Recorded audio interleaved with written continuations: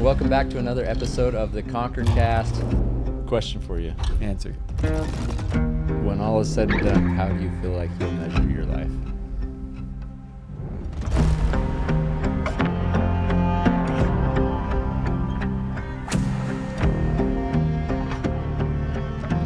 All right, everyone, welcome back to another episode of the Conquer Cast. I'm here with Kyle, Cougar Kyle. What's up? Kyle Burgess, super excited to have him here. You've got some incredible energy, man.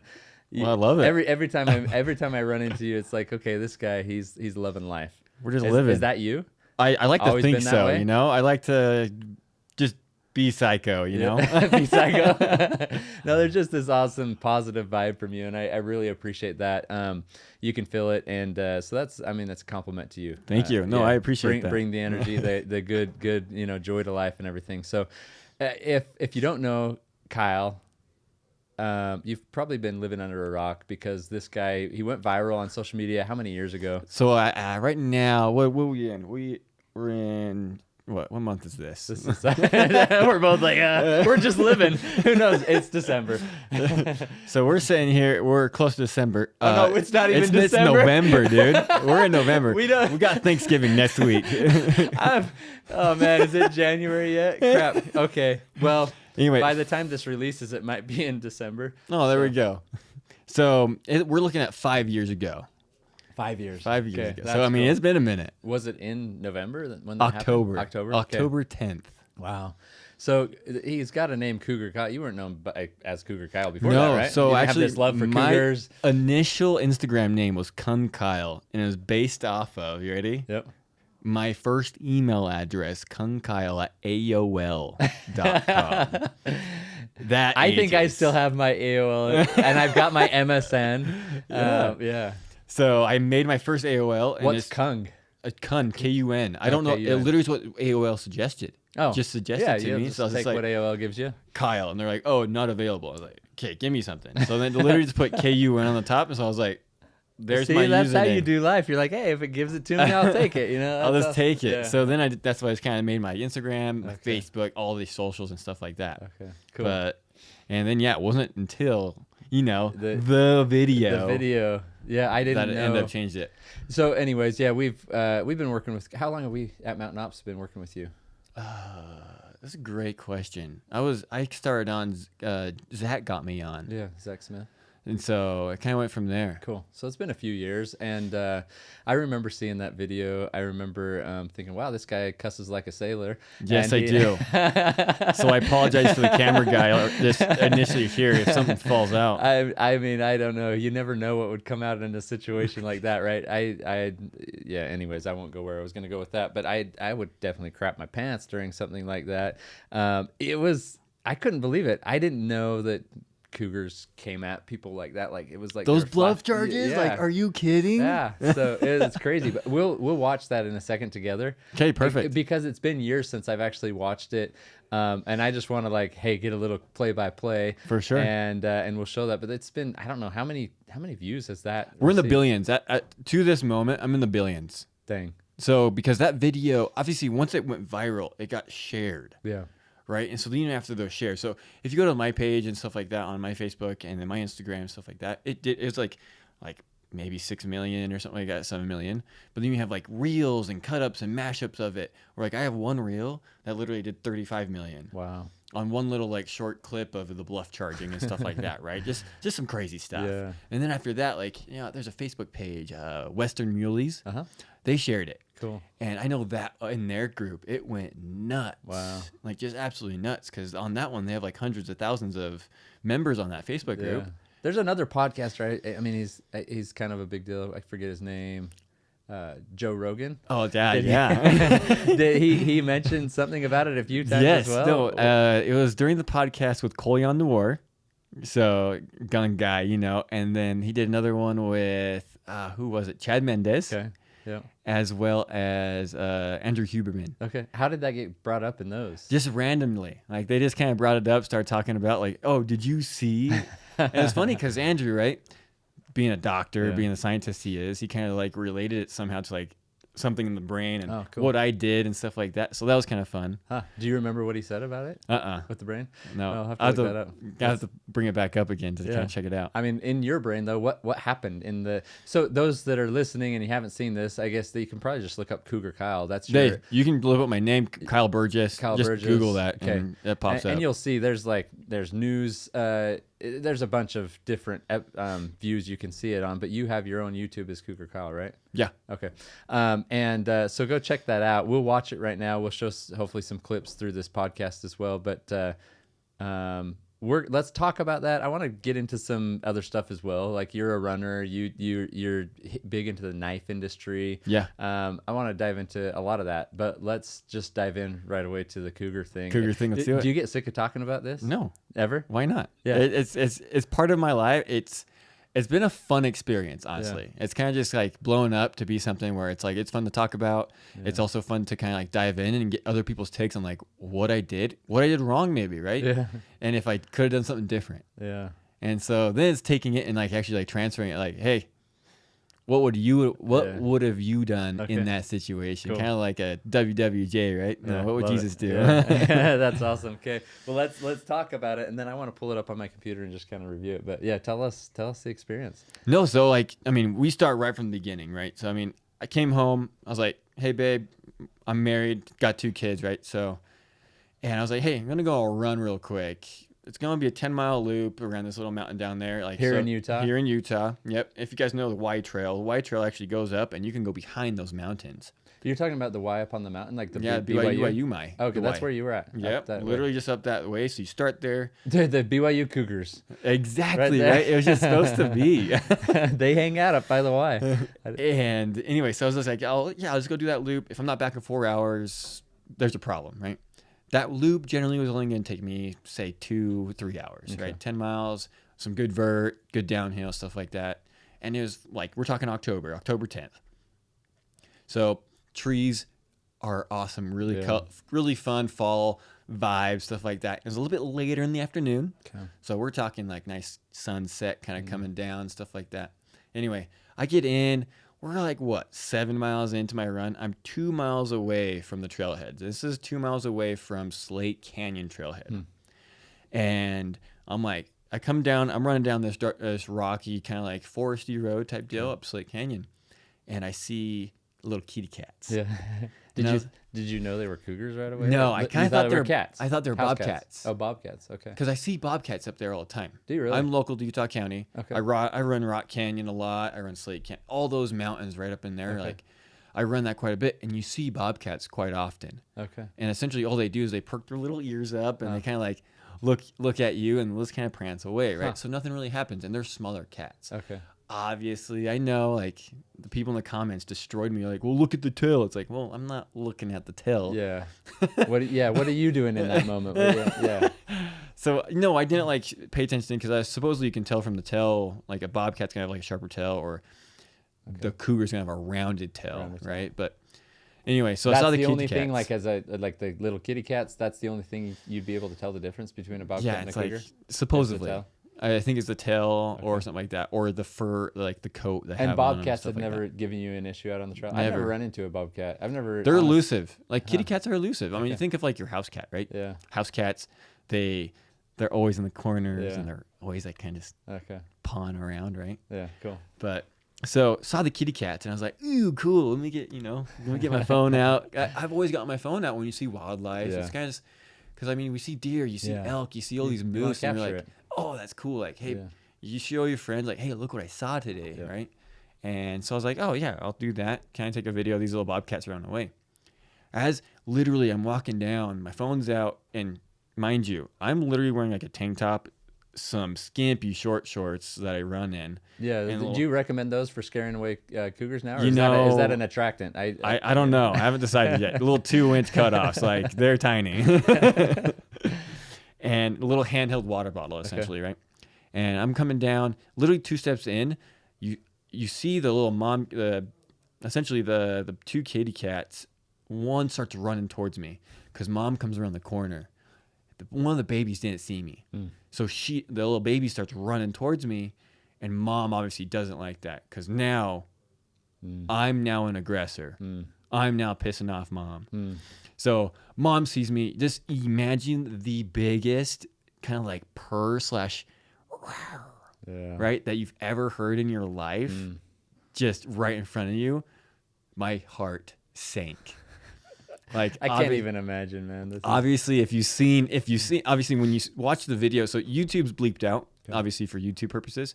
But if you go to my Instagram and watch that one, I have it completely. Yeah, I must have seen it on Instagram then. Instagram, I don't have to bleep anything out. Instagram won't take it down. Okay.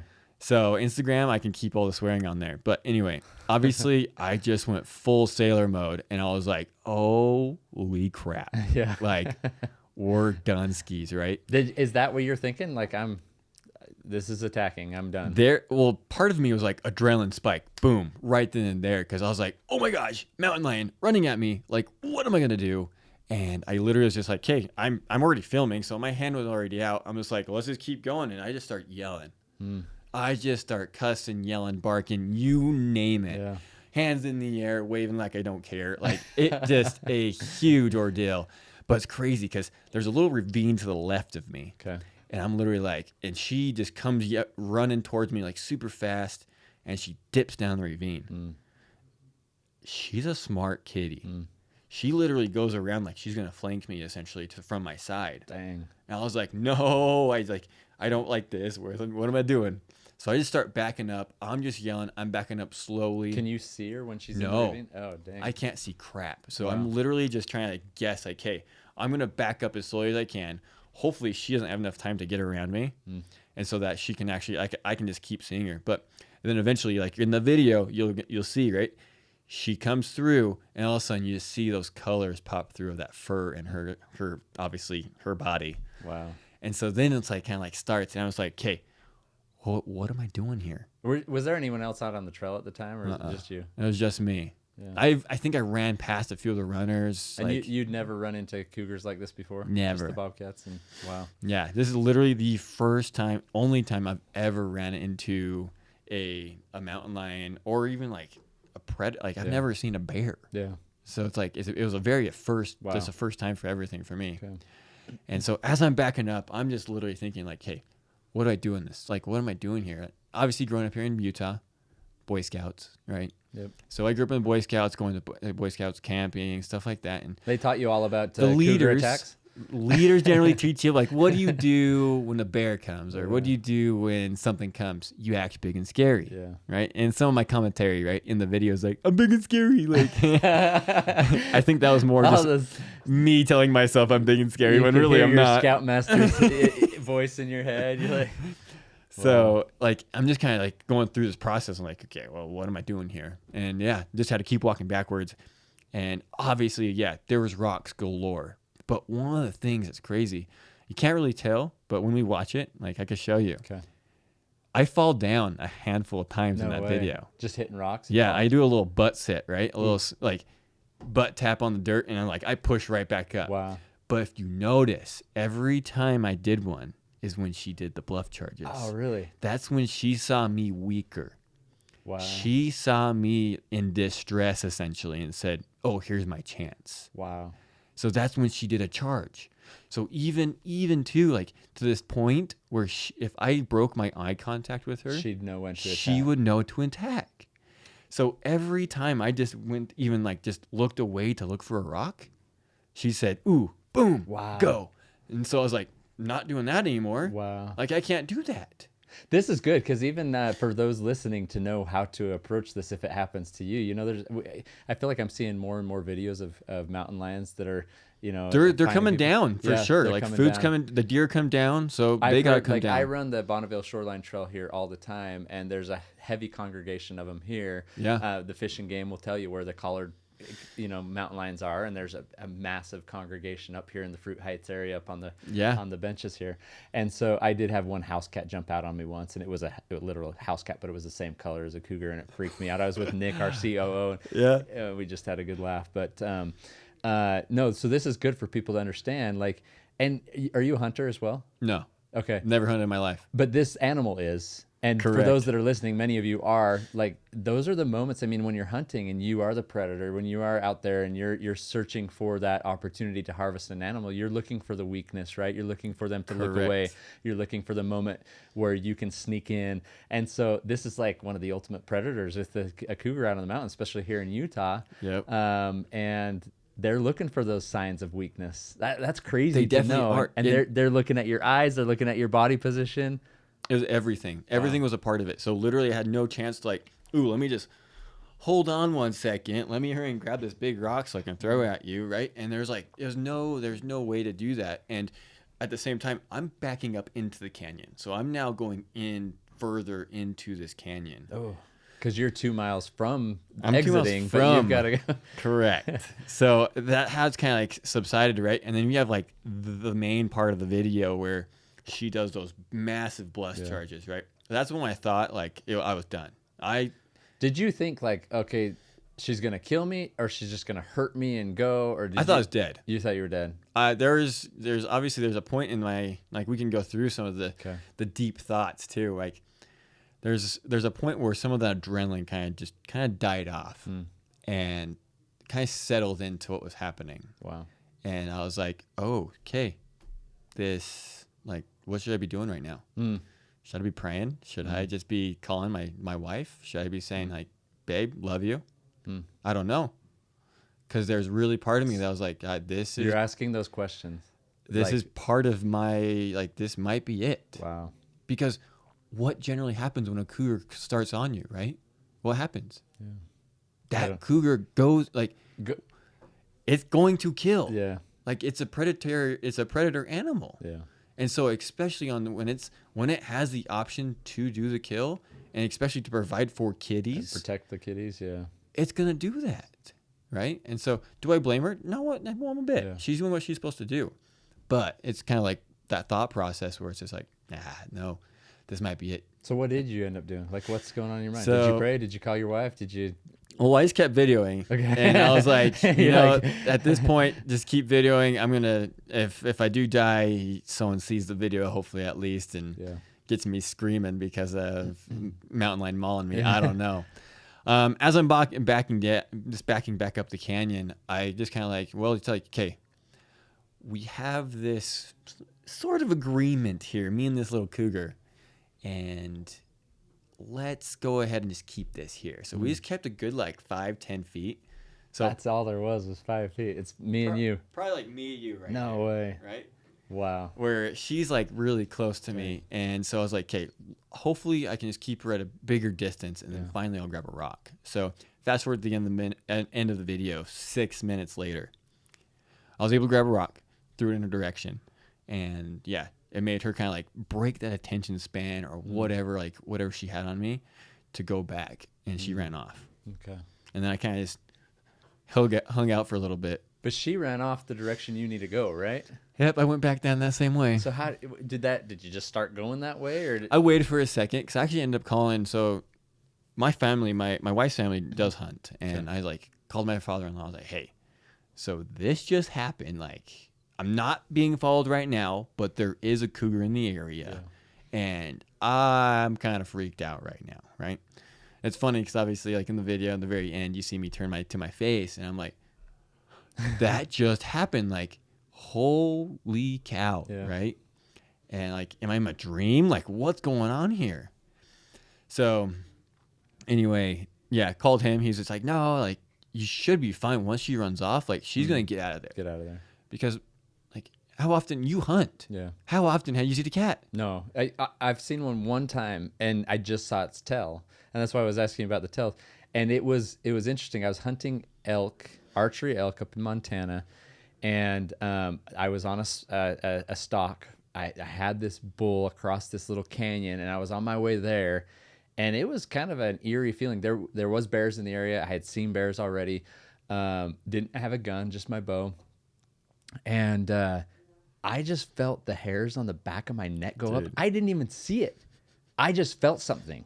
Yeah. It was almost, I don't know if I could hear something, I can't remember, but I remember turning back around, and I could see the tail just bolting off in probably about 20 yards away.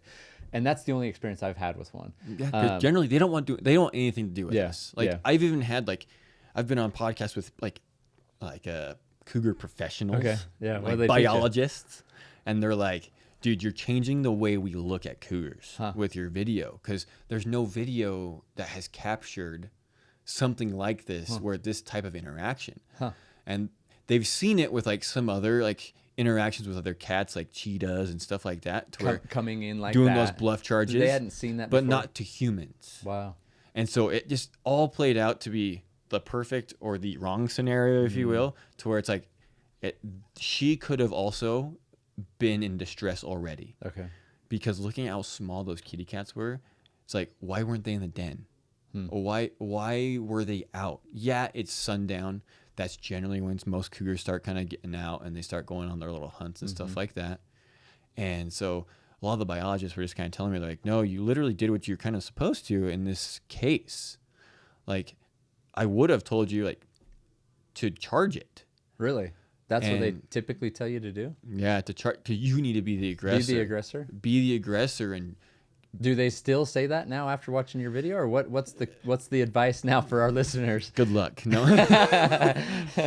I mean, because we see some, like, even the other ones, right? When you're being aggressive. Like, there was that one video of the dude with the Glock that was shooting at the cat. Yeah. That cat didn't care. Yeah.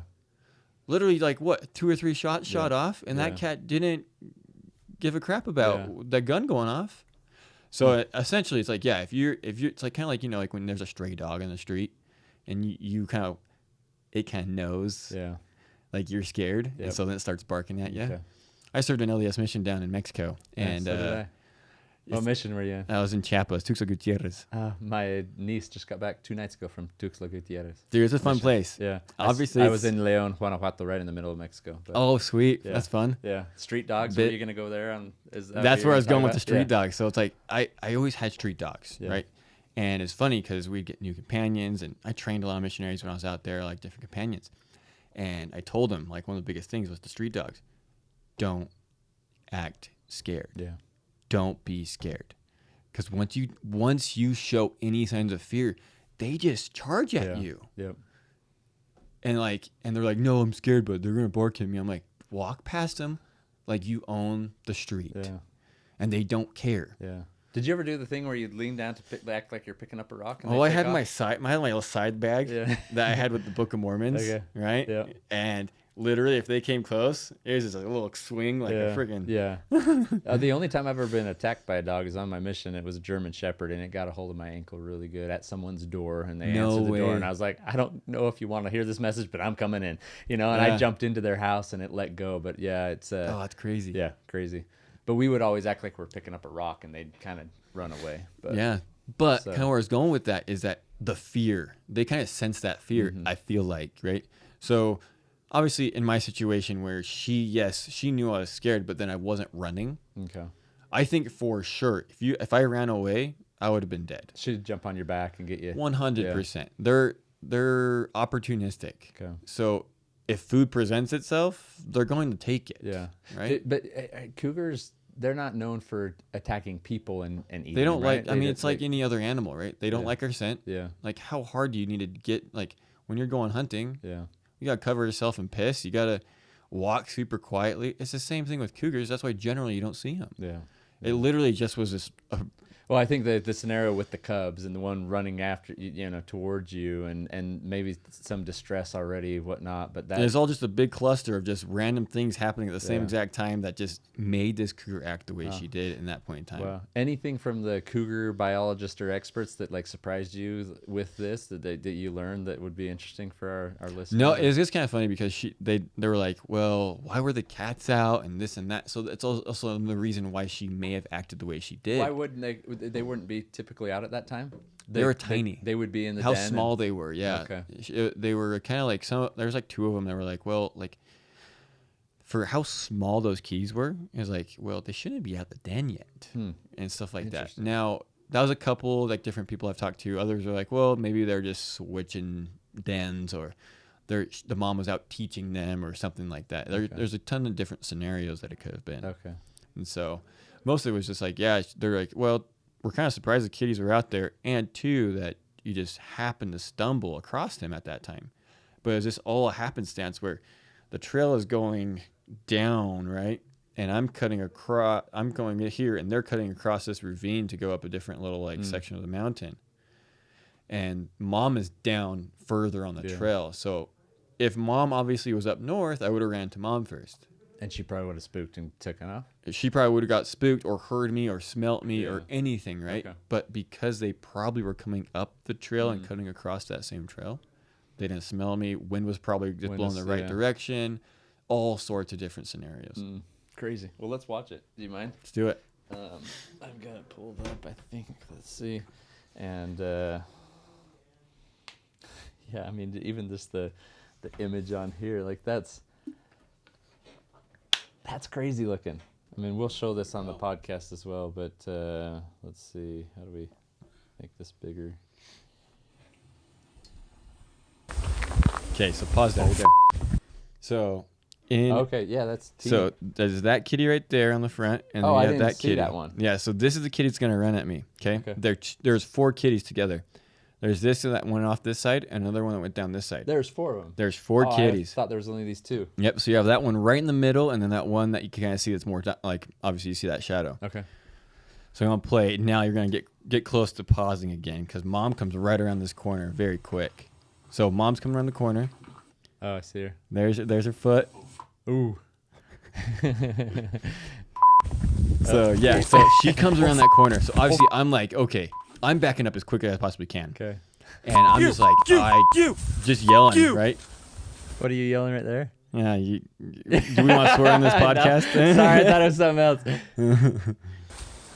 That's a whole lot of FUs. Okay. I was just hearing the you. Okay, you. That's good that you were, hey, you. Hey, you. That's hey what you're you, saying? Hey, yeah. you. Hey, you. Because it's a cougar. It doesn't like the you. All right. So, okay, now right down here. So she's in this ravine right here, okay? And I'm like, crazy. I'm just like, holy crap. Like, okay, what am I doing here? Start barking. Did you see her anywhere? I heard her. I just heard her. Because obviously right now my phone's kind of like down and kind of contorted just because obviously I'm trying to like figure out what to do right here. So your adrenaline's through the roof. Do your senses go into hyper, like, are you hearing things better, seeing things better at all? Are you maybe like, confused? Or I don't know. Like I feel like I can handle my stress pretty well. Okay. Like I rock climb, I go trail running. Okay. Kind of like high stress situations kind of fun. Yeah. Most people don't like them. Was this fun right here? I think it's kind of fun, honestly. Like in the moment? Were you in the like, moment, oh I was like, holy crap, like that's a cougar. Like this is crazy. But until keep going. So you're having fun right now. Just having fun, dude. Just out for a normal Sunday jog. I'm over there. Yeah. Anyways, soiling my shorts. You're having fun. Okay, right here. Watch her come through. She's blending in with those trees you well. Sound pretty. You know I'm big and scary, bro. Your Scoutmaster's voice is in your head right now. My 150 pounds. Better watch out. You got little teeny shorts on.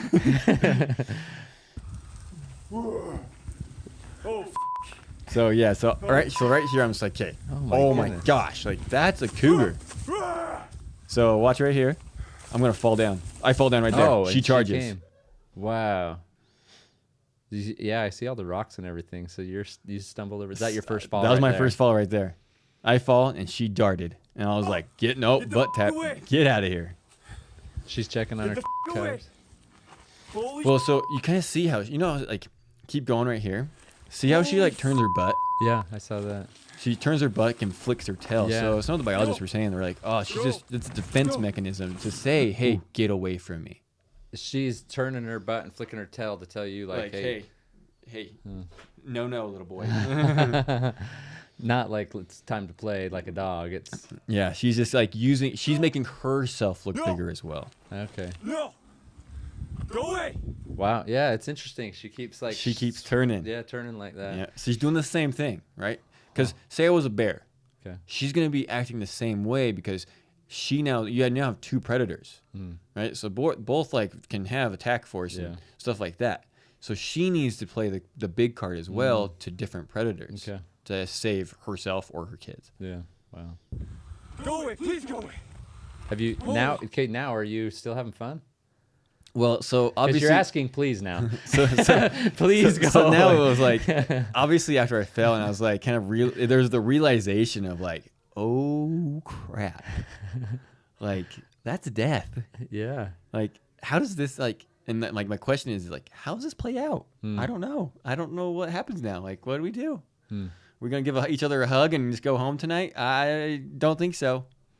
Have you thought, okay, this is breaking away from this. Have you thought about death before in your life? Is that like something that's on your mind at all? Or are you kind of Not like necessarily. living the moment? Or? Yeah, I death. Obviously, I have a funny relationship with death in the past couple of years that I've been living, especially now since my family's grown and stuff like that.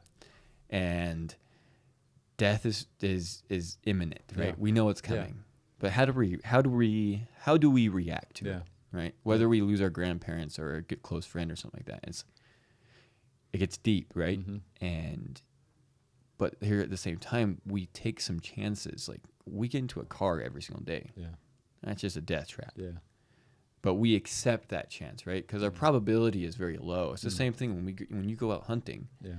You're mixing yourself with the cougars and the bears and everything and the elements and falling and breaking your leg or something like that. But there's those risks that we take because we know it's kind of like it's on the slimmer side. Yeah. But then you actually get it to happen to you and you're like, Yeah. oh, okay, life is fragile. Okay. This is scary. So this did change your perspective on life. 100%. Yeah. Does death scare you? I want to say it scares me. I think now, I mean, you have kids, you have older kids. Yeah. It's kind of fun to see them grow up. And Yeah. I got two little ones. I got How a old are you? 4-year-old and a 4? 2-year-old. Oh, cool. So they're both little boy, little girl. And obviously watching them grow up is kind of like everything being a dad, Yeah. right? You watch them grow up, taking the first steps, whether it's the first words. Like right now, it's like my little 2-year-old, she's just barely learning like to say the "I love you, Dad." All right, Yeah. right? And you're just like, oh, I love you. That's awesome. Like it just kind of melts you, and you don't really understand that until you have kids. True. It's like even I have my little brother in my family, right, where it's like they're an uncle or they're a niece, like they have their nieces, right, and being my kids, and they are like they care about my kids, but you don't know how to care for a kid, or you can't love something enough until you have your own kid. True. So different, huh? It's so different because like I've had cousins that have kids, and you're like holding a baby. You're like, cool, okay, here you go. But you don't realize how precious those little moments are. You just don't, right? Like you think back to like when your kids were born, and you're holding that little tiny newborn. Yeah. How fast did that go? Yeah. So fast. So fast. So fast. You blink. Yeah. And it's funny because when you're growing up and your parents like, oh, you grow up so fast. You're always my little baby. And you kind of like, yeah, whatever, Dad. Yeah, or whatever, old people. And I'm like, I'm that old person now. But it's because we don't like. There's part of it's like because we don't know. You don't know what you don't know. Yeah. And so going back to the video now is obviously I didn't know how this was going to play out. Okay. So Well, I think of this cougar too. This is Mom Cougar right here, taking care of her. You're just talking about protecting your children and the safety and protection. There's some protection going on right here between a mom and her cubs. Correct. You would put yourself in the line of fire, in the line of danger to protect your little boy and 100%. little girl. She's doing what she's supposed to. Doing what you would, what She's you would literally doing what I would do for my kids, Yeah. what you would do for your kids, what 100%. any of us would Yep. do. Yep. I can't blame her for that. Yep. It's nature. Yeah. Okay. This is cool. All right. There's something. There's something. There's a little bit of something. Go away. Go I'm away. big and scary. I'm big and scary. So yeah, you guys got to watch this, and we'll have these clips in here. But I'm big and scary. So it's funny. My shorts aren't, but I am big and scary. It's funny. So the very beginning of it, I actually made like some T-shirts, and I I'm donated. big and scary. I literally made some of the. I made the FU like a three letter one, and all these funny things. I donate everything to like the Utah Mountain Lion Foundation. Huh. But it was just kind of a fun little thing. That's cool. Because everyone's like, capitalize. I'm like, it's not me. I'll just here. Did you do an I'm big and scary shirt? Yep. You did. Yeah. Still out there? It's somewhere. I need to get. I'm big and. We need to do a Mountain Ops I'm big and scary shirt with you, a collab. Dude, I totally do it. That's so fun. I love it. It's so funny, right? I think it's awesome. No, I've got this major fear of bears, fear of heights. When I started trail running a few years ago, it was this and rattlesnakes. Was like, oh crap. And we took my daughters when they were 10 and 12. Now they're 21 and 18. I took them on a bear hunt, and the whole thing was like, I'm gonna go do what scares me most, because I've found in my life that fear has kept me from living. And when I step through the fear, what I've conjured up in my mind doesn't typically happen. I have not ran into a cougar yet, but I imagine what that would be like. And I imagine when it's chomping on my neck and then I go out and I live and I'm like, wow, this was incredible. Look at what I would have missed if I let the fear keep me down. So we were all scared to death going out on this bear hunt. We're going to go after some predators. And I got my daughter a shirt for Christmas one year. It was like, go outside. What's the worst thing that can happen? You get eaten by a bear, right? And it's like, you run into a cougar, but we should do it. I'm big and scary shirt. I'm big and scary. Or I need to get one of yours. So. Oh, I stopped making them. Okay, here it's coming. Now it looks like you're going uphill now. Yep. So I'm going back into the canyon right now. Obviously, I'm kind of like, holy cow, like. And she wasn't stopping. She doesn't stop. Yeah. So I'm just facing her, right? I don't want to run because obviously at this point, like, okay, if I run away, what happens? You're a good little kitty cat. Does she think I'm prey? Yeah. You're a good little kitty cat. You're a good little kitty cat. Giving her positive vibes. Like, hey, you're good. Hey. Where's their kittens now?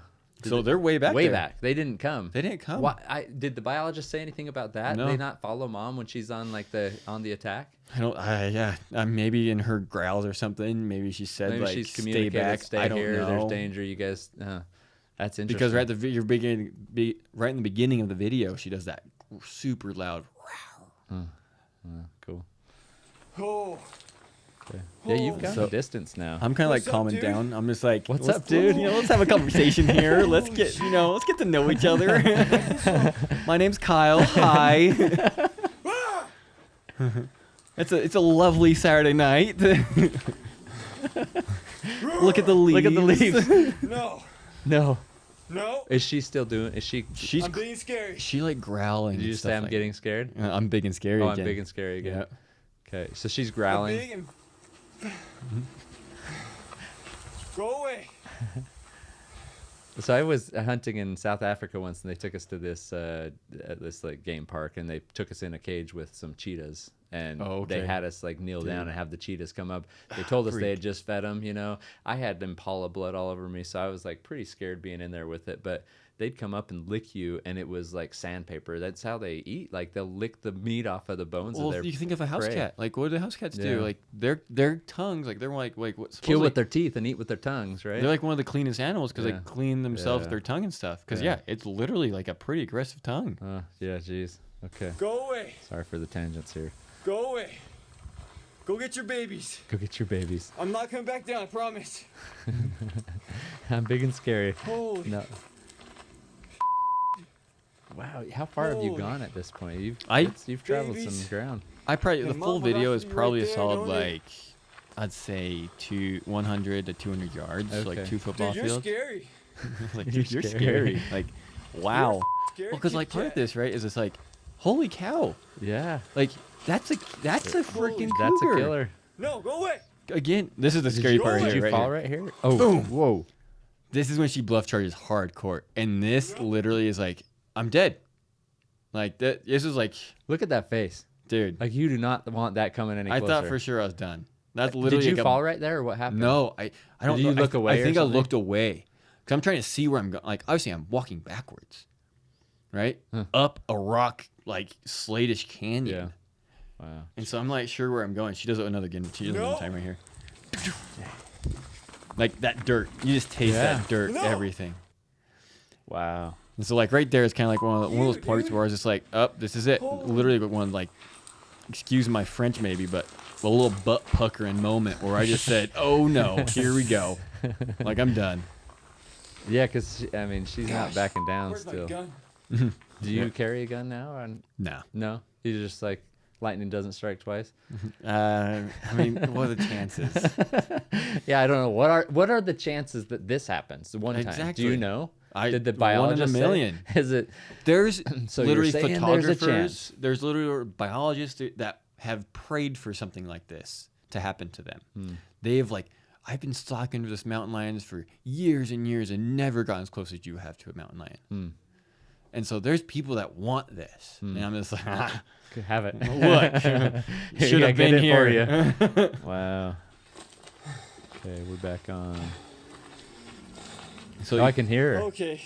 Is that? Am I hearing This that, or is is that what my Yeah. stomach? gotta eat some of those Oh, adventure again. bugs. Get the away. Stupid kitty cat. That's her, right? That's her. That loud meow. It's crazy. We got headphones on too, and I can still hear Come it. on, dude. I don't feel like dying today. I don't feel Okay, like so dying right today. here, how far are we in? We're in 3 minutes. So this is kind of where I kind of got that realization, like, I'm This is it. gonna die. This is how I end my life. Mm. I didn't think I was. I was Yeah. just going on a little run today. Wow. Like, obviously I get the chills just Yeah, talking about really. it. But literally, it was like, do I stop videoing right now and hurry and make a phone call? Mm. Do I make a video to my family? Like, Mm. what do I do? And it's just kind of like, we're 3 minutes in. Yeah. You've already seen how far Yeah. I've gone. So how does this end? I have a water bottle on me and my hands. Mm. I can't fight her. She has 5 claws on her, Yeah. right? Like, I can't do anything. I'm kind of a damsel in distress at this point. And she weighs more than she takes down elk. Yeah. It's crazy. Like, how much do elk weigh? Right? They're in the Yeah. 300, 400, 500 pound Oh range. yeah. It is 700, 500. I'm 150 pounds, especially in October, coming off summer when I'm like hard running. Like, I'm floating between that 140 to the 150. Mm. So she would have taken me out in a heartbeat. Mm. Wow. Is it all happening really fast, or is it kind of is it slowing down? It's a kind of little like bit? that 12-step process.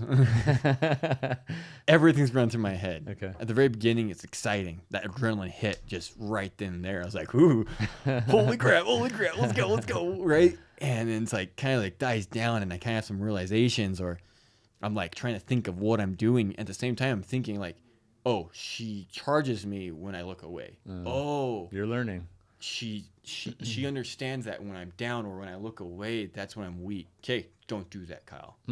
Like, you can't do that. It's cool that you're Stay present up. enough to understand. Like, okay, I'm watching for the signs. I'm seeing those moments of weakness.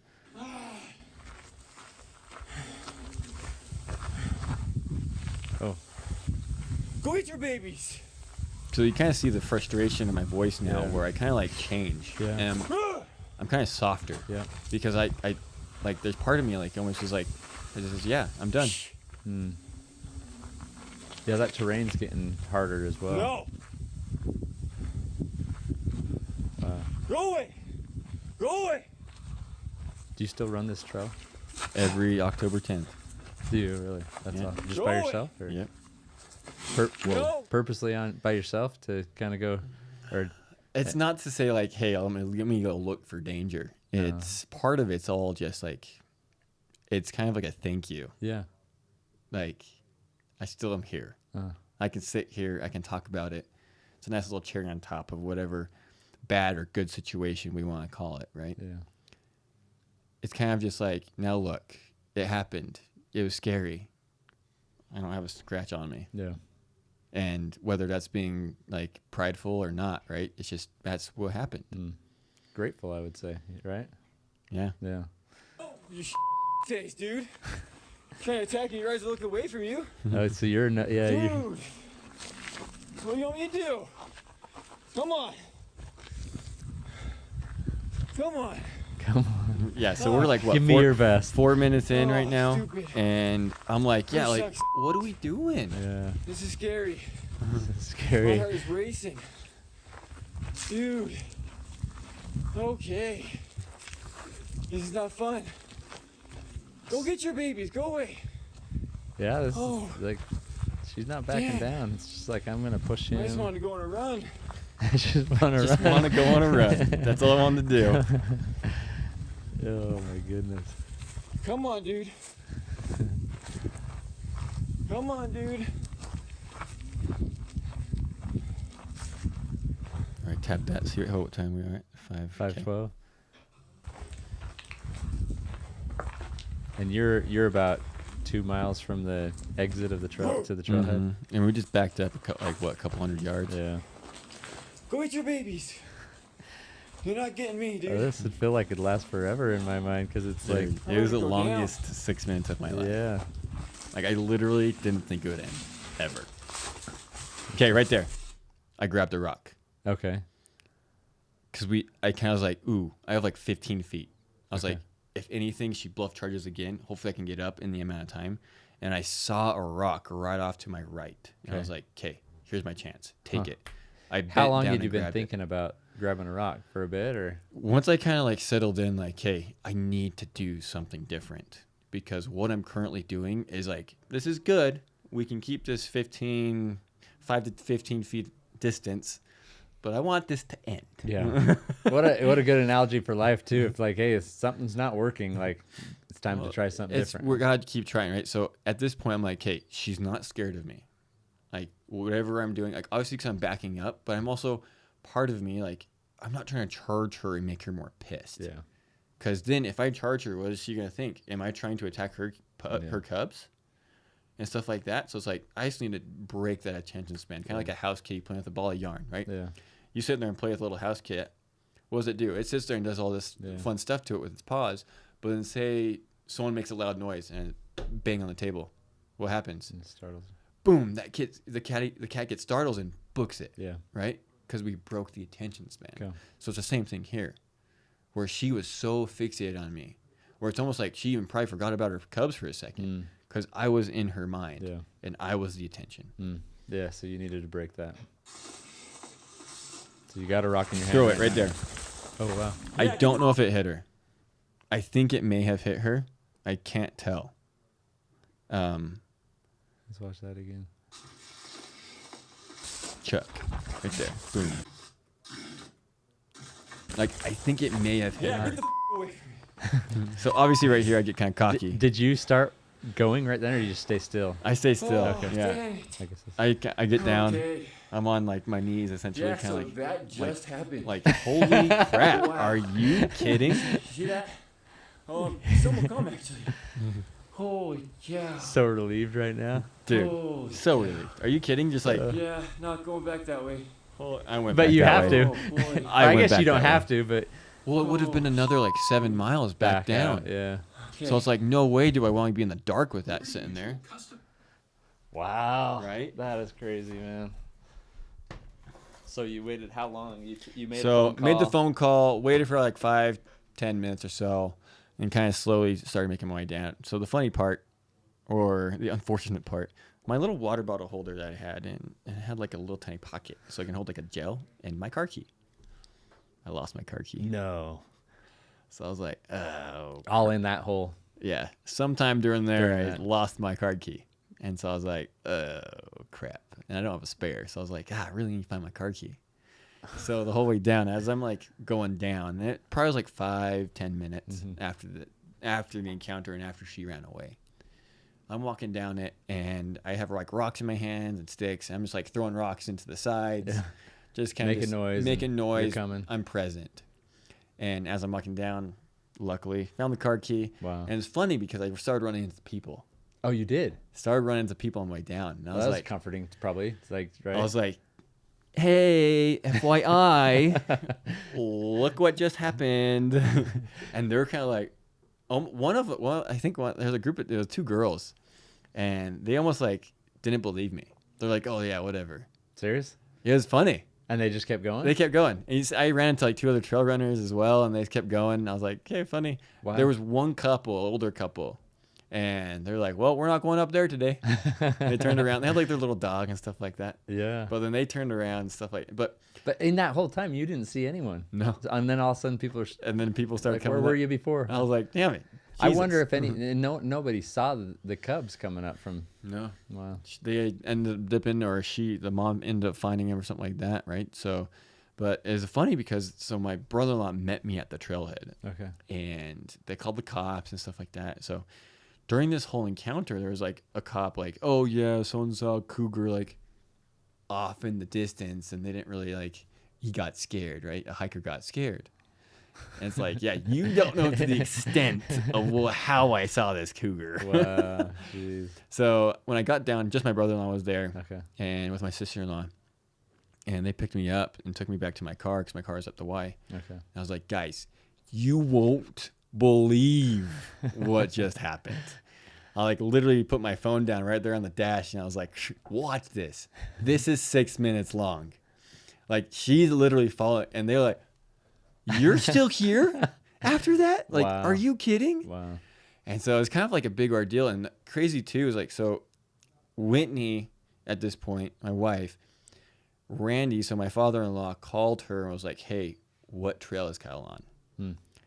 Because no one really knew. Like, Whitney kind of knew the area or whatever I was going, right? I was like, I'm going to run wide of Slate and stuff like that. And Whitney was like, I can't remember. Let me find my text. And she's like, is he okay?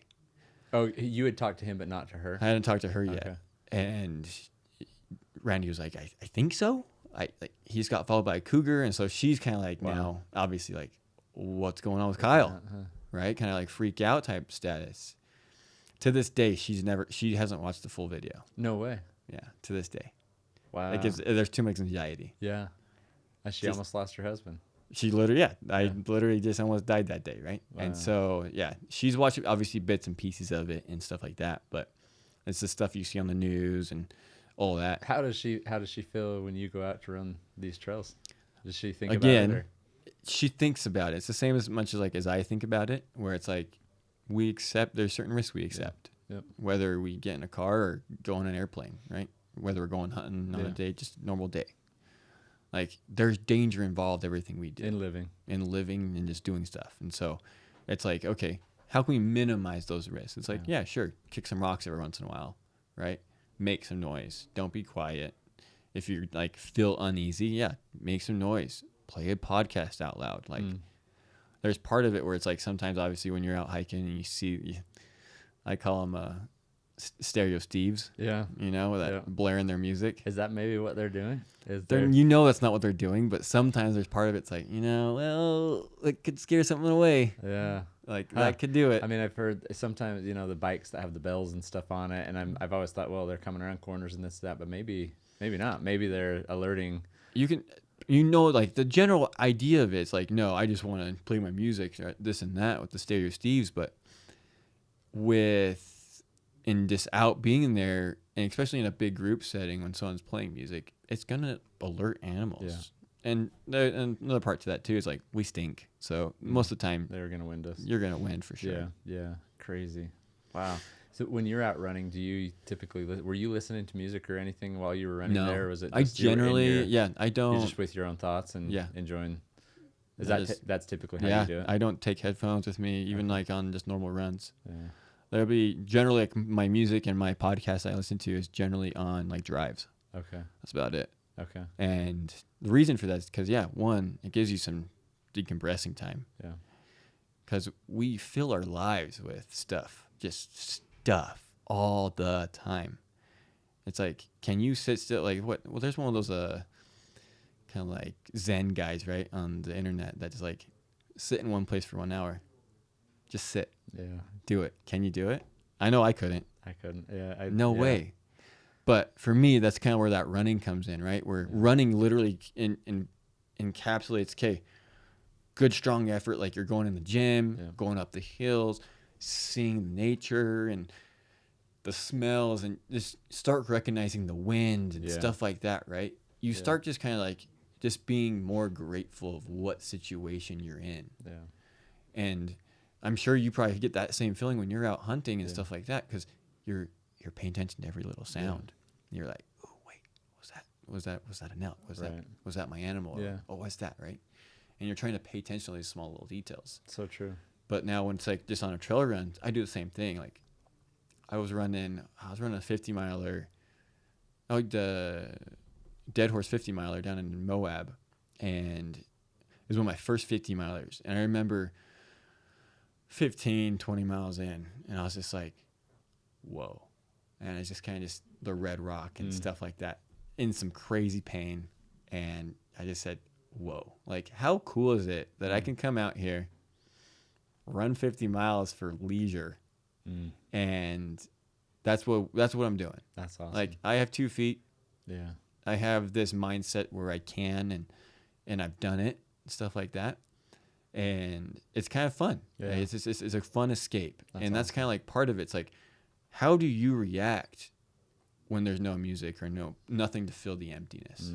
Like, how are you reacting to it? And are you okay living in your own head? Are you okay with yourself? Do you love yourself? What are the conversations you're having?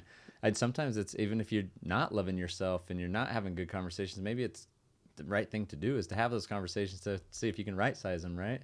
But we Correct. don't give ourselves time or the space to do that. Well, because we feel it. We feel it. When something gets hard, what do? We feel it. Yeah. We just fill it with something. We try to remove the hard with something else, right? Correct. And so it's like Try to when you're numb when you're in a hard lift, having that really hard rock music, that helps, right? Why does it help? I don't know the exact answer to it, but I'm a weirdo. I listen to like conference talks to get the I really But, hey, I'm dude. so it's a Jeffrey R. Holland that I listen to, and I'm like, I can lift. It drives you to that's do what something drives more. you to pick up that weight. Yep. Right? And so it's like, okay, why can't your own thought just pick up that weight? Yeah. Right? So true. So- And if it can't, then there's probably some work with yourself you need to do. 100%. Right. And part of me too, like, it got me through some depressing times of my life. So we had Zeke, and our second, we lost her in a stillbirth. Wow. Full 37 weeks. Wow. Stillbirth, died during the labor. Wow. So sorry. I was actually on totally fine. Life happens. Obviously, life decided to throw me this curveball. It was rough. I can't even imagine. It was rough. I was on a work trip. I was down in Vegas actually, and I was coming home, but the doula, if you don't know what a doula is, it's like someone that kind of assists with like the pregnancy and helps you kind of like during the hospital stuff, because it's kind of like their job essentially. And it's nice because they kind of help you with stuff, because it's like, to be honest, like, you're not having a baby every day, right? It's all new, especially after your first, like even the second one's different and the third one's different, stuff like this, right? And so it's nice to have someone there that's seen 50 births, and so they know the general idea of stuff. Yeah. But it was a Sunday, and my doula calls me, hey, Whitney's in labor, head home. So 6 hours, right? Yeah. Like, great, let's get home. Got my boss on the phone, and I was like, hey, Whitney's in labor, let's go home, let's start the drive. And I was probably like, 2 a.m? So he's like, okay, I get it. We knew this could have happened. Yeah. I left on a work trip. It was 37 weeks. And everything was going normal. Zeke our first was a very normal pregnancy. Anyway, long story short, she ended up going to the hospital, and they couldn't find the heartbeat. So I got a call, and they're like, hey, can't find the heartbeat, Kyle. Wow. We're so sorry. I was just, oh, okay. So what's with Whitney? Was this the doctor that called you, or My doula. your doula? Yeah. Okay. And I was like, okay. I was like, is Whitney okay? They're like, they're monitoring her right now. She's not out the clear. And I was like, oh, Wow. what do I do right now? I'm 6 hours away. Are you still in Vegas, or you? Yeah. We're heading back. So we're back. like, and this is like right during that, that little like mountain section Where you go through the canyons and go to the stuff? canyon, you lose service. Yeah. It was all during that right there. So it really was this crap timing for sure. Wow. And it was definitely a crazy part where you don't realize how, like, kind of relating it to the Cougar thing and getting back and like going to the hospital and then delivering a dead baby, essentially, right? Where it's like the baby comes out and it's lifeless. I thought it was good.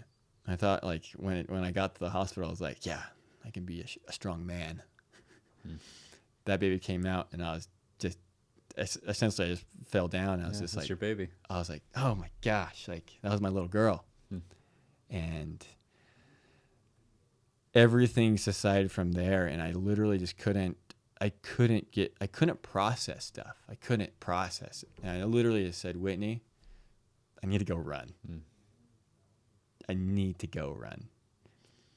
And she was in the hospital. We had to stay at the hospital for 3 or 4 days to monitor her And and stuff she was like that. okay. Sure, she was okay. And it was, I can't imagine that drive, you know, not knowing what was going on with your wife and your baby. That, how are you in your thoughts during that time? it was, I went literally, I laugh now because I went through this whole process on the drive back with my boss. And I give my boss, Seth, literally, I can't imagine of being with anybody else at that time. Such a good dude. Literally, I mean, he was hearing the conversations, he was hearing everything. And then to have that, like, what do you do? Like, how do you react? And he just is like, and I don't need to say it, but I'm sorry. Like, 'cause you already know. And I just, yeah, going through like, okay, why'd this happen? Like, what's going on? Like, being pissed, being like, hey, what the heck did the doctor not do? And like, literally it got to a point, like just during that drive, I was just like, hey, just gotta just confront it. Just gotta go head on and be there for Zeke that I already have. Yeah. And be there for my family and be there for Whitney and stuff like that. And at this point in time, like, my parents didn't know anything. Whitney's parents did, because I was like, hey, my doula, I was like, get Whitney's family there. Get whoever she needs there. Yep. I'm not there right now. So we got like my sister-in-law and her parents, and obviously it was hard on the like my in-laws for sure, right? They just lost a grandbaby. Yeah. Like, we literally just had the baby shower the night before. So there was all this preparation. We had presents, we had cribs, we had everything ready, right? We literally went and bought like our the car seat and everything like a couple days before and stuff like that. So it's just, we were ready. Yeah. It felt normal, but it wasn't normal, right? And so my headspace was just kind of just it's just weird, because you lose a sense of reality when something tragic happens like that. And like the Cougar thing too, where, oh, death is very close to us, and we don't know. And we don't know when that's going to happen, whether it's to us or someone very close to us. Yeah. And so anyway, we named we always knew her when we had a girl, we were going to name her Nadxieelii, which fortunately enough, it means I love you in Zapoteco. Wow. And How'd you find that? on my mission, actually. Oh, yeah. So when I was down there in Mexico, I Say the name again. Nadxieelii. Nadxieelii. Wow. And so when I was down there, I met a girl, one of like she kind of was like somewhat interested in our conversation about God and stuff like that. But I met her, I was like, that's such a cool name. Like, it kind of just rings really well and stuff like that. So I just kind of told myself, I was like, yeah, if I have a girl, that'd be a cool name. That's cool. But it's kind of crazy just because of how everything worked out. And we were actually telling some of Whitney's moms. So Whitney's mom's from Mexico. Okay. And so we have a lot of like family members and friends and stuff that are Hispanic. Cool. And my father-in-law didn't know what it meant at the time. And during the news break and everything like that, he was talking to somebody, and she's like, Rand, like, you know that means I love you. And so it just kind of hit tender, right? Wow. And it's just like powerful, pretty like tender moment where it's like, okay, our baby that we just lost, but her name's Nadxieelii, and we love her. Yeah. And that, like, she played such a big role in my family, in my immediate family, and even friends. And during this whole process of going through grief,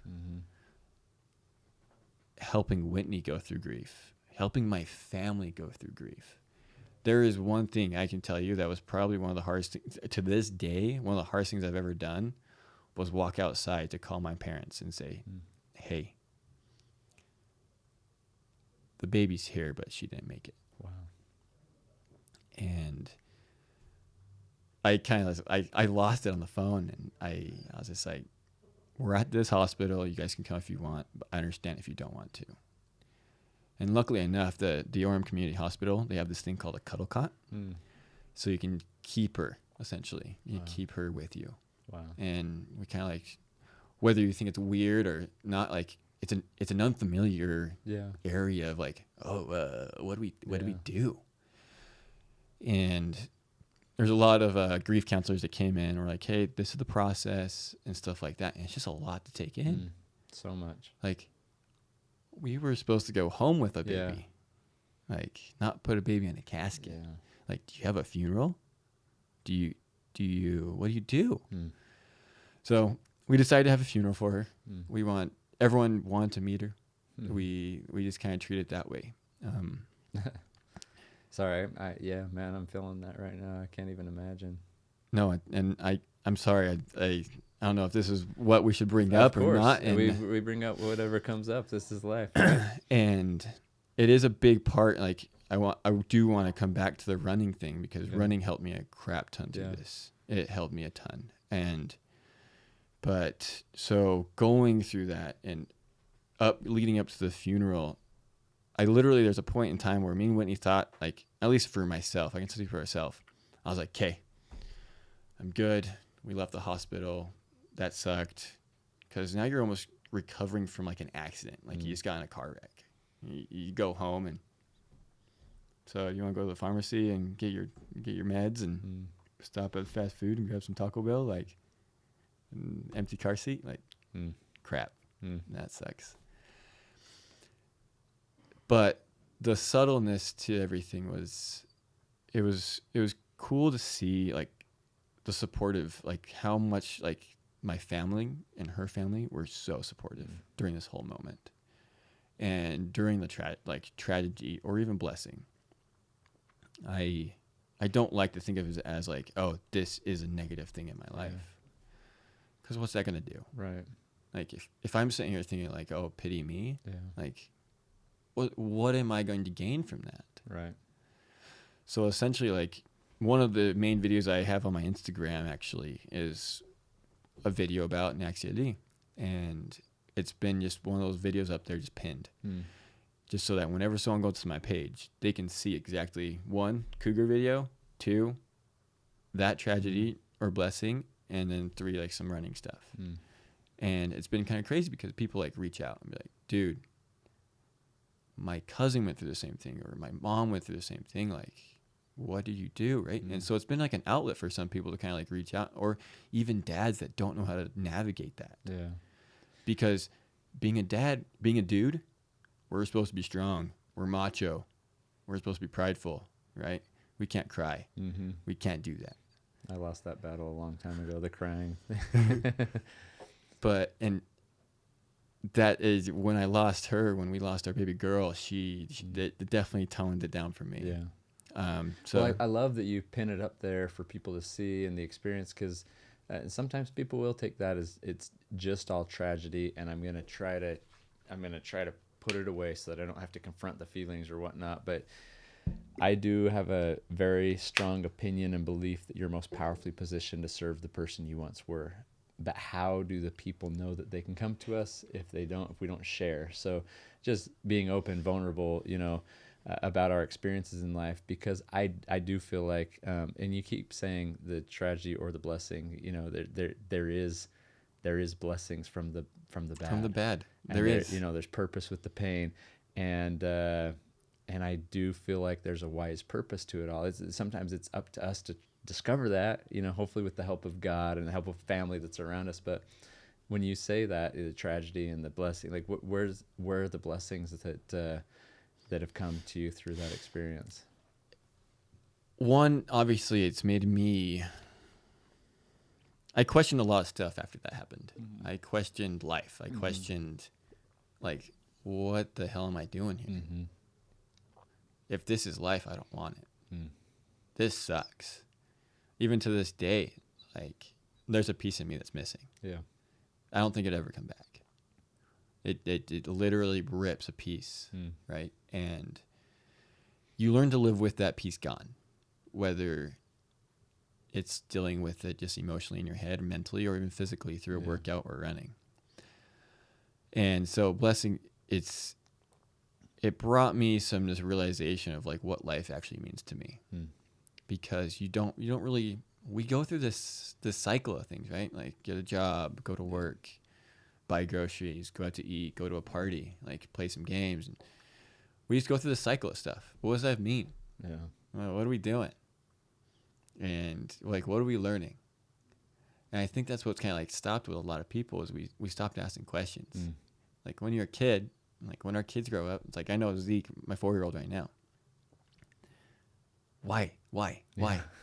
Even that simple question, right? And it's because he's curious, right? And I think some of it, we lose that curiosity. Why do we lose it?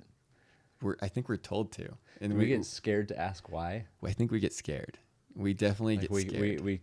We should already know. So why? We don't know what we don't know. Yeah. Like we've heard that saying tons of times, and we get scared to be the person of like, wait, can I ask that question? We're afraid to be vulnerable. We're afraid. We don't want to be seen weak, right? Correct. It's kind of like the cougar attacking. Correct. You don't want to be seen because then you're fearful that those around are going to attack or, exploit your weaknesses or take advantage of those weak moments. So we're always on guard. We are. We always on guard. It's unfortunate. It kind of taught me because there's a part of me like where coming up to the funeral of our little girl and I was like, okay, I'm good. Like I got the crying out. We're done.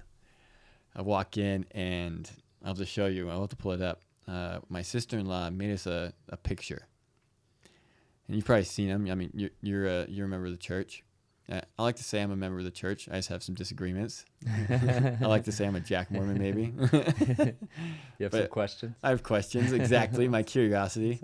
All right. But I still believe in a lot. Like I still believe in God, very like Christian-wise, right? In a Christian way. And anyway, the picture was obviously me, Whitney, and Zeke holding hands, and we had a picture. We did some family pictures. And then right to the side of us is Jesus holding our baby girl. And I saw that, and I was like, sorry, I'm out.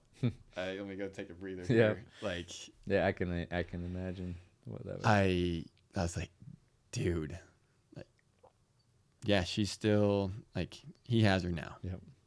Yeah. And she's watching over our family, whether it's from there or not. Like she's still made an impact on our lives. Yeah.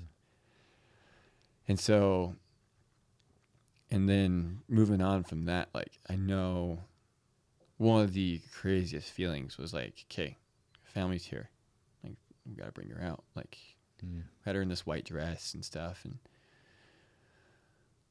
I said to the girl, the girl that was working at the mortuary, at the funeral home. I was like, Kim, I think I'm ready. Like, I think that was tough. That casket only weighed 10 pounds, but wow, did that feel heavy? That felt so heavy. And yeah, holding a little baby in your hands that's lifeless is something I hope no one has to go through. Yeah. I hope no one goes through that. But the blessing was literally how many people showed up. From my ward, from my family, from Whitney's family, friends like traveling from New York, traveling from California, on moment's notice. People like family members that we haven't seen in years. It was, I kind of stepped back during the service and I just kind of was like, whoa. She wasn't here. She was perfect. But she knew what her job was. And whether that was to bring family together, whether that was to make people realize how short life was, I don't know. If it was for those two things, like just how those two powerful, things. what an impact on life, bringing family and loved ones together, helping you recognize the love that surrounds you, the love that God has for you, the precious nature of life, and how, man, so many lessons, right? It was crazy. And one of them was like in the hospital before all this. And I remember my sister-in-law bringing Zeke in. This is right as I got there. We had Nadxieelii, and this was the first time I saw Zeke since I'd been home for my work trip. And I just remember holding him so tight. I was like, bud, I freaking love you. Yeah. Like, I didn't realize what I had. And there's that saying, right? You don't realize what you have until you lose it. Yeah. Wow. And there's some truth behind it. Whether it's just that saying, we don't know. We just don't know. And so, and I now does it sometimes, like, how does somebody live with the kind of appreciation you've gained through tragedy and loss? You've recognized, like, hey, sometimes you don't know until it's gone. Now you have this added empathy and awareness. Is there a way for people to hold on to know that awareness or to feel it without having to go through? Obviously, at some point, everyone's going to go through something like that, but maybe not a child. That's super, super difficult. But I think part of it, like when I have friends that are like, oh, we're going to have kids. We're going to have kids. Like, I'm like, dude, congratulations. I'm like, enjoy the baby. Enjoy it every moment. Because there's part of me too that, like, I want to go back to the pregnancy, that, like, those subtle moments of her moving in Whitney's belly. Or it's like, I got busy doing something or this and that. And Whitney's like, hey, she's moving. I was like, I can't right now. Like, there's these subtle things where, like, I just wish I kind of took the moments and had those times a little bit more. Because I can't have those anymore. Yeah. Like, and that memory's still there. Like, we had her full term. I felt her move. We had all the ultrasounds. And it's like, we just play those, right? And as bittersweet as it is, it's just like, she brought the family together in such a different way than most people. And it was such a cool experience in that way. But even after this fact, where it's like, okay, me walking her out and funeral's kind of over, we had our family prayer and stuff. And I just remember just being kind of like in a daze almost, where I was just like, I don't know what to think right now. That night I took Whitney home, and I was like, I gotta go run. I gotta get in my head a little bit, like, because I don't listen to music. I just let the thoughts kind of, and it kind of was almost a relief to me because the trees didn't look sad. As weird as that sounds. You noticed that. That's pretty incredible that you pay attention to. Well, because I'd go outside and everyone knew around me what just happened. So everyone was sorry, which I totally get. We just lost a child. And it just kind of got depressing with everyone else being depressing. Yeah. And I was like, I can't take this depression. Like, I don't want to be depressed. Like, I can't let this overtake me. And so going outside was an easy way. It was like, that pine tree, he's not going to frown at me. And it was almost something like, as weird as it is, like nature could just listen. Like I remember going out running and just breaking down, just literally on the trail and just unleashing some crying and just mental thoughts and stuff like that. And just kind of just, whether it's like a scream why, or like, I'm sorry I couldn't be the dad that I wanted to be for you. And I'm sorry, like everything, right, for my little girl. But the running was kind of like a way to process it and to kind of get through some of those hard points. And it's like the same thing I just told Whitney. I was like, look, this is what I'm going to be doing. You do what you need to do.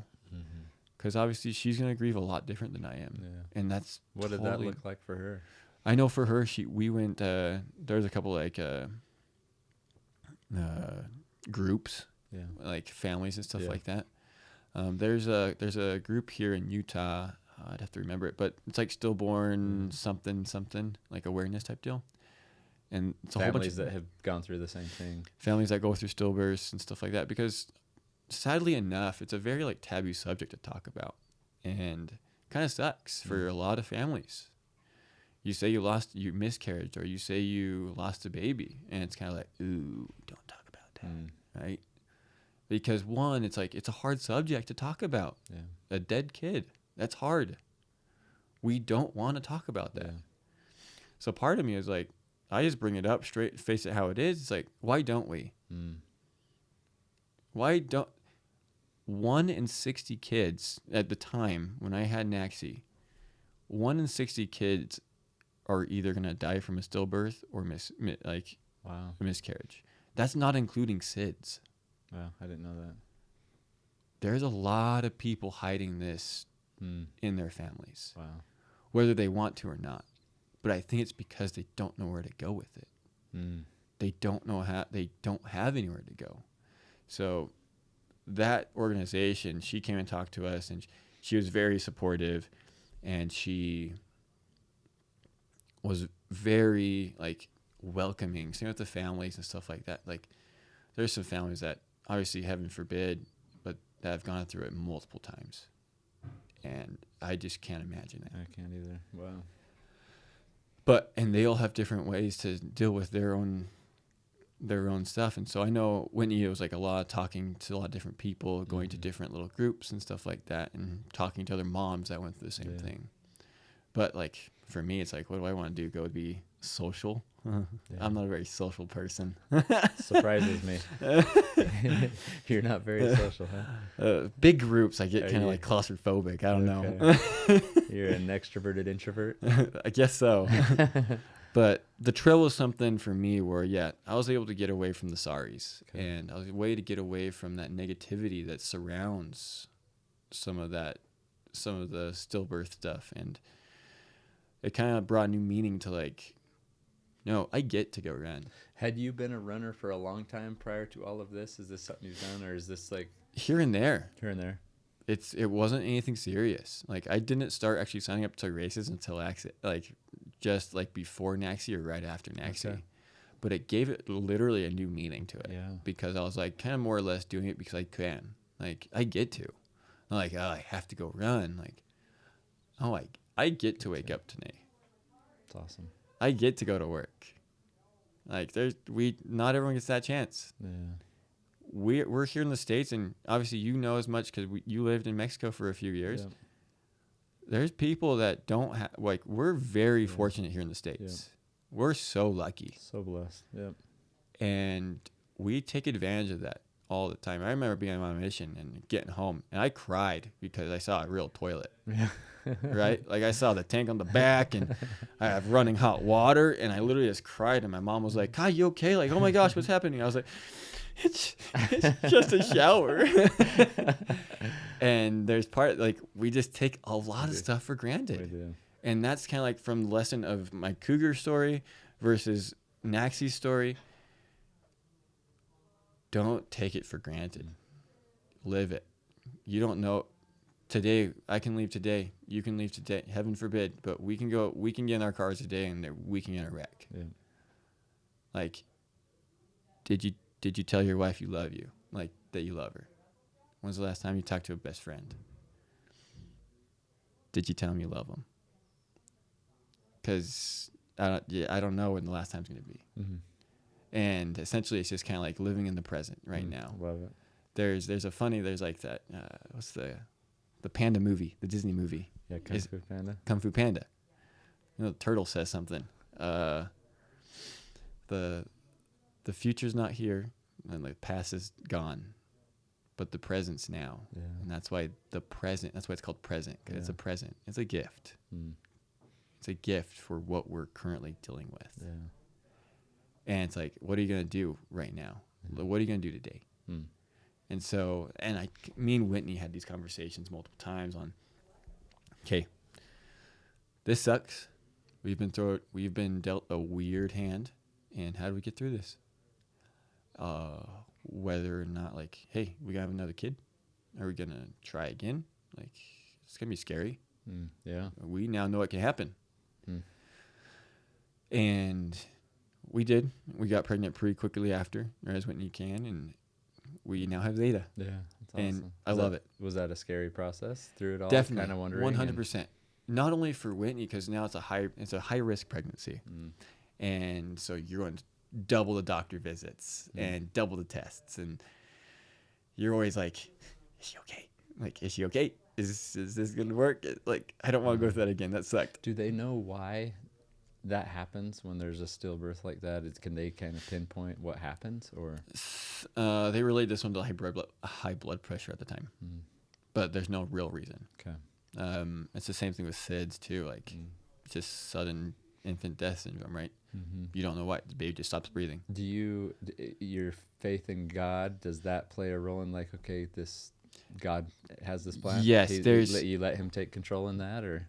There's a talk that I remember listening to, like, when I was little. I remember, like, it was one of those, like, when your parents, like, make you kind of, like, watch conference and stuff like that. There is one, I think it's Holland, obviously, out of all of them, right? Where he's like, do you believe, right? Like, do you believe in his plan? Yeah. And part of me is like, whether it's coincidence, whether I was supposed to be on that trail at that time with that cougar, whether it's just coincidence that, we happen to have a stillbirth. I think the greater, like, whether it's God or a greater being that you believe in, you still have a choice. You have a choice to get up in the morning and do this. Like, you have the choice to do that, have that power, right? Yeah. It's like, do you think you'd be where you are right now if you didn't want to get up in the morning? No. MTN Ops doesn't hire or want randos just working because they can just get up. No, you want someone with ambition. Yeah. Goals. Like, what are you doing to better yourself today? And so I can't remember if that answered the question or not. Good. I lost the question. Yeah, no, it's the belief. But my belief definitely in, like, this greater power / God is, yes, he has a plan for all of us, whether we want it or not. Yeah. But there's multiple choices. There's another talk. And I like, obviously, like, the conferences because storytelling, that's what it is. Yeah. And we all learn, like, whether it's a book, whether it's a conference talk, whether you're religious or not. That's a lot of dudes that have a lot of faith and have a lot of experiences. Perspective, right? Like, you look at Uchtdorf, owner of an airport. Yeah. You look at Nielsen, freaking heart surgeon. Like, you're talking about dudes that have a lot of experience, right? You can learn a lot from them. So there's another talk. I think it was Holland. He literally just explained it, right? He's on a farm truck or something like that with his dad or some family member. And there was a ranch road that split in two. Yeah, I love this one. Dad looks at him, right? He's like, which way do you want to go, son? It's like, I don't know.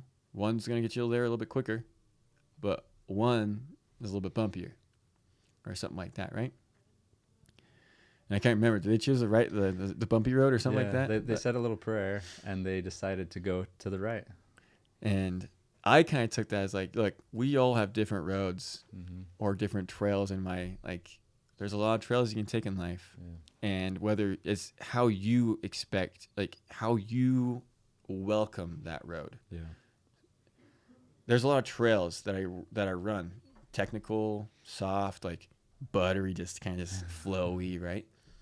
I can have a bad attitude about it, but what's that going to do? Yeah. Say it rains. Say it's snowing. I've always said there's never bad weather. It's just bad attitude. I love it. Right? Because there's, like, really? Yeah. Is just because it rains, is that bad? Why have we thought it's bad? Yeah. I don't know.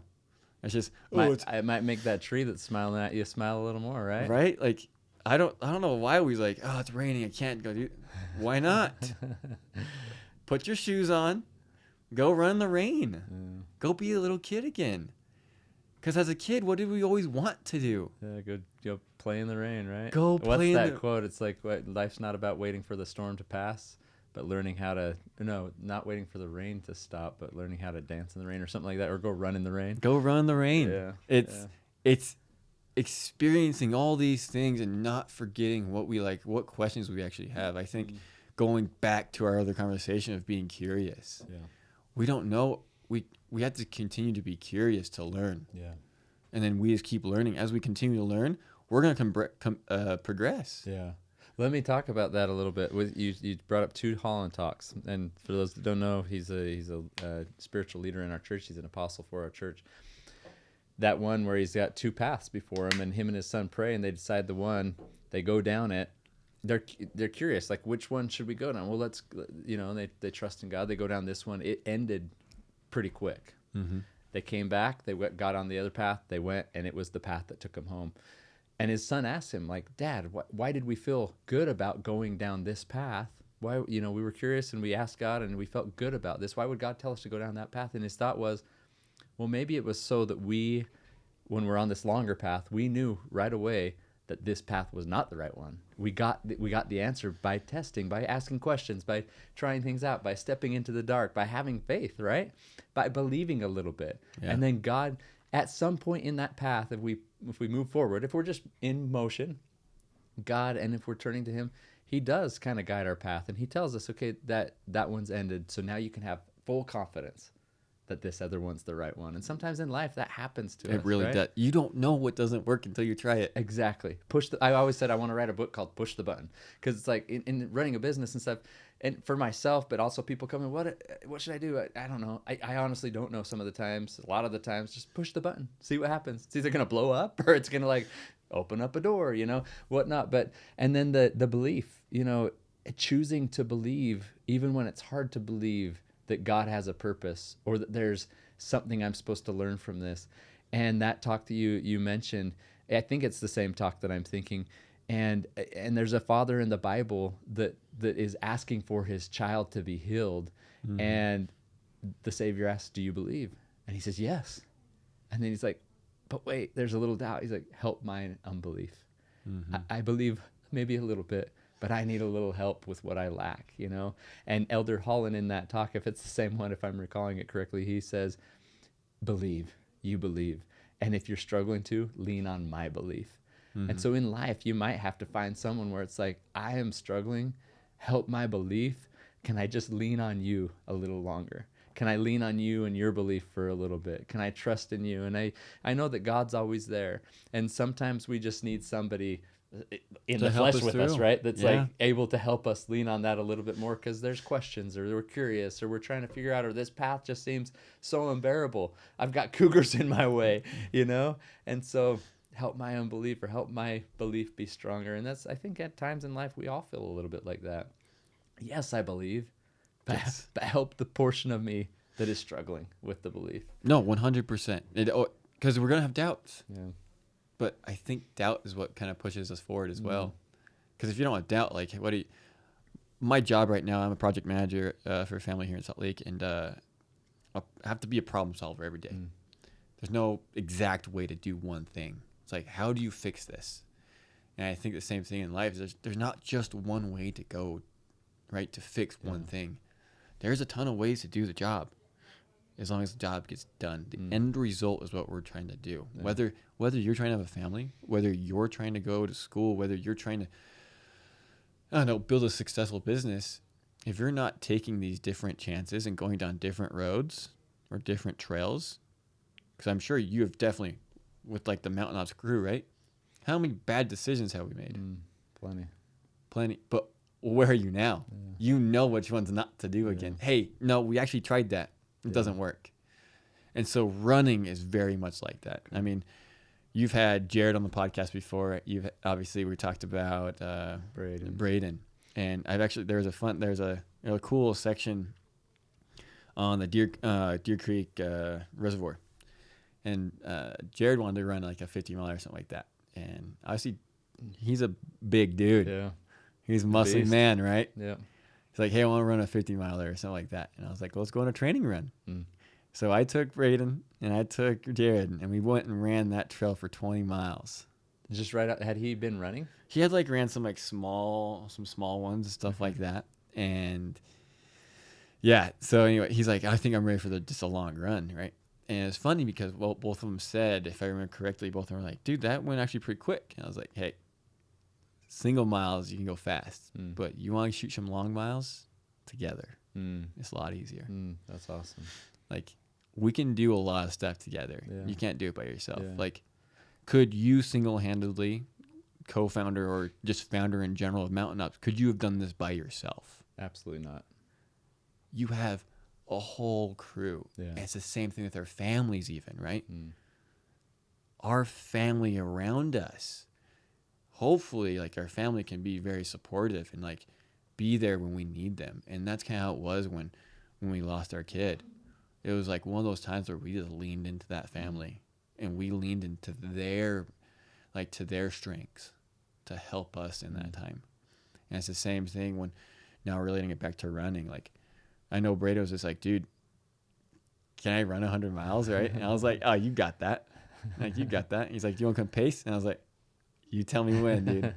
I'm there, right? And I haven't been running as much as I should just because I work and stuff. But I loved it because, I mean, I love helping, like, especially like dudes that want to go push themselves and stuff like that. I was like, dude, I'll help you help you accomplish your goal for sure. It's like, you're going to do like one of the hardest sections of like the night, right? So I started like 2 a.m. Wow. And then we went to like midday. Wow. And it was like some of the most vert. How many miles did you pace? 22 miles. Wow. And it was a crazy spot because he just got done taking a nap, and we got on the trail and we started going, and some of it, he's like got up, had some like nice energy, like, oh, I feel pretty good, right? But then he kind of sunk back down a little bit, lost that, and that's when he like started sleeping. Like, he's like, dude, I don't remember nothing from that section. Running on the trail? Yeah. Just sleeping while running? He was just dazed, completely dazed. Because, I mean, we're at like... Were you the one that said, do you want to take some souls or something like that? Or Yep. Yeah. Yeah.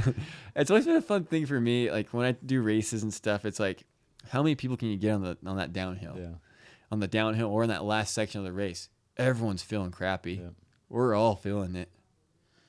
You're at mile 75. Are you kidding? Of 100?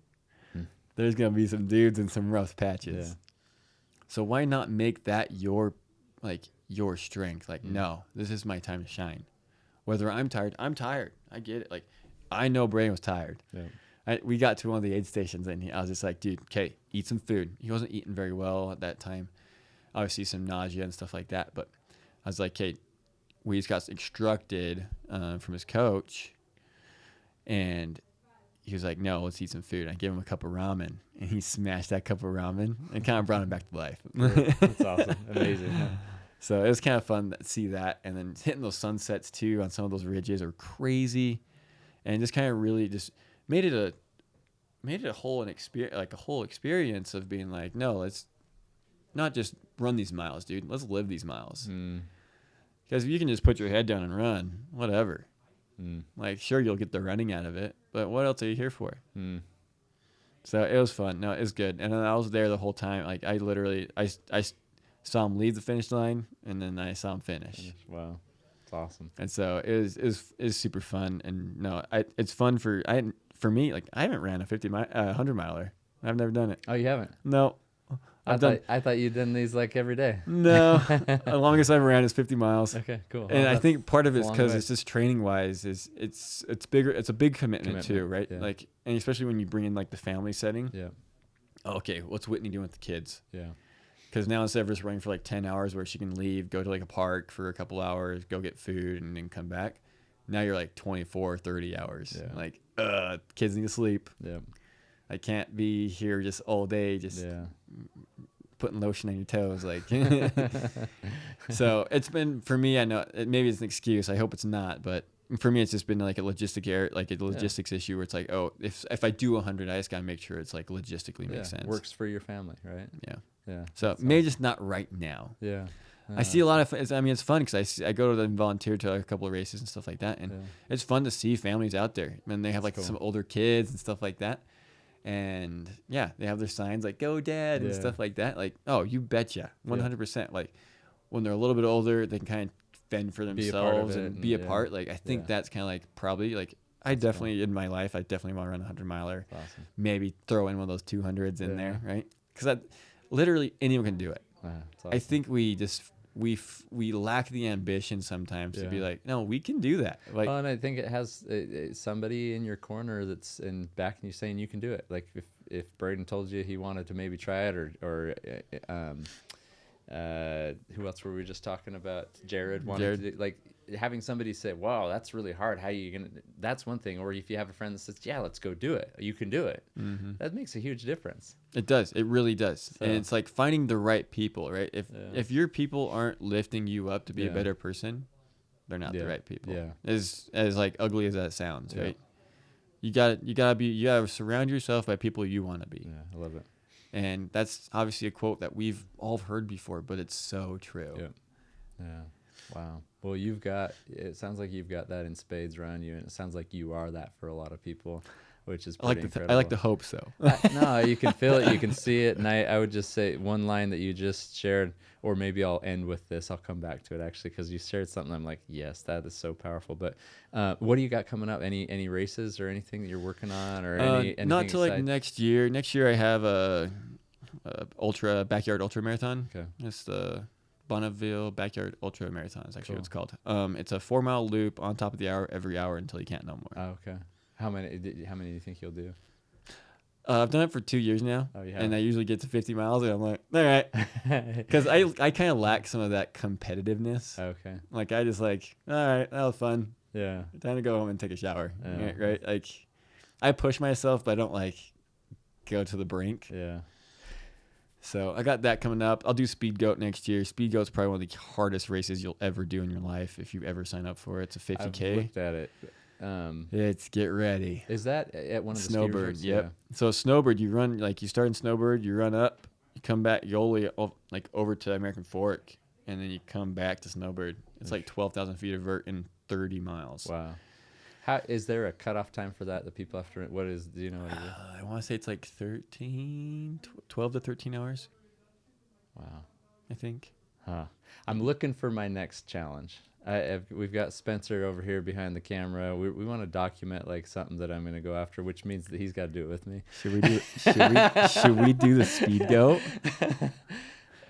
When is it? Speed Goat's in July. In July. Or even do that backyard. Yeah. It's a fun. When is that one? That one. It's like right after winter. I'd have to look at I guess I was going to say something stupid that I shouldn't say in front of you.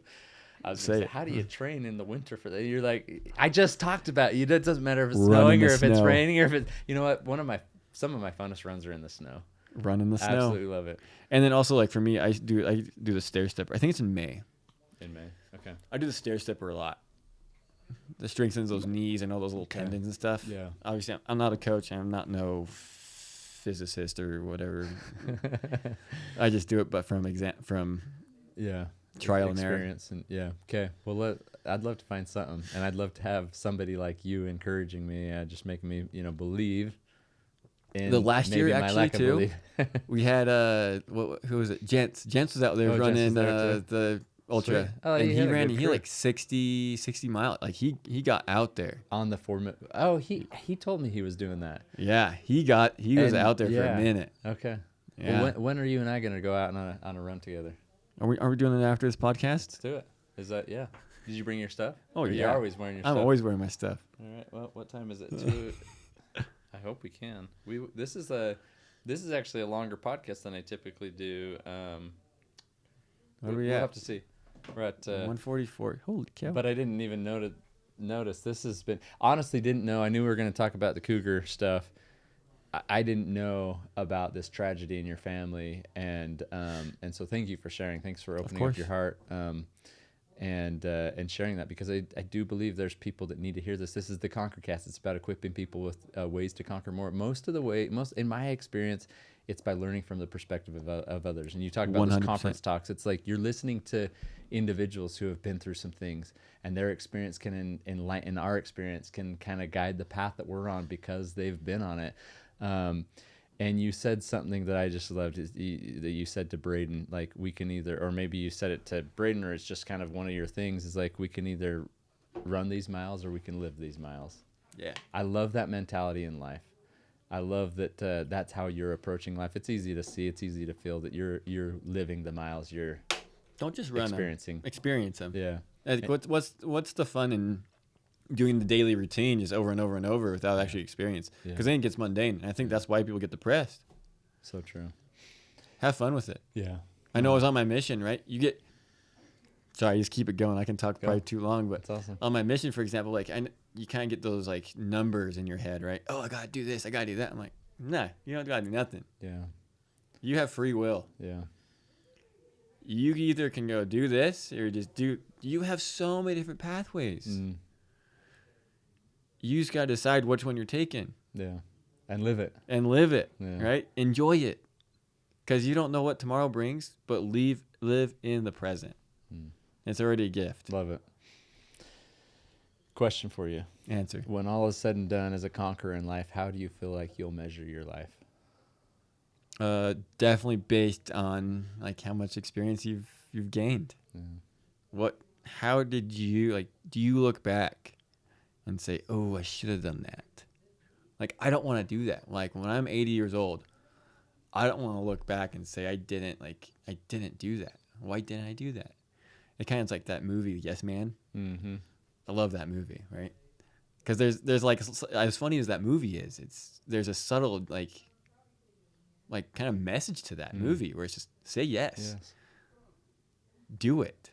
That's awesome. Go do something you wouldn't do. Like, go do something that makes you uncomfortable. And if you're not doing it, like, you're not learning. You're gonna get sedentary. You're not gonna keep growing. Like, when we work out, why do we keep increasing the weight? Because we're trying to improve. Yeah. So if you're not increasing the knowledge or your experiences being uncomfortable, whether that's a new skill, whether that's reading a book, for me, I hate reading, but it's like, yeah, I'll put a book in and like, oh, I don't really like to learn about this stuff, but it's like, I'm going to learn something. Yeah. It's awesome. So it's definitely on the experience side, definitely on the knowledge side, and not regret not doing something. Cool. Living the miles. We don't know how many miles we have in life, so we might as well live them. Live them. Not just run them, but live them. I love that. Thanks for being on here with me, man. This is incredible. Really, from cougars to family to, some of the most difficult things anyone can pass through in life. You've experienced it. I even love when I'm out on the trail next time, I'm going to look at the trees smiling at me as I run by. They're always smiling. You got to notice that kind of stuff, right? You got to notice that these creations that God gives us to enjoy, and allow them to kind of lift us up and point us in the right direction. So thank you for being here, everyone.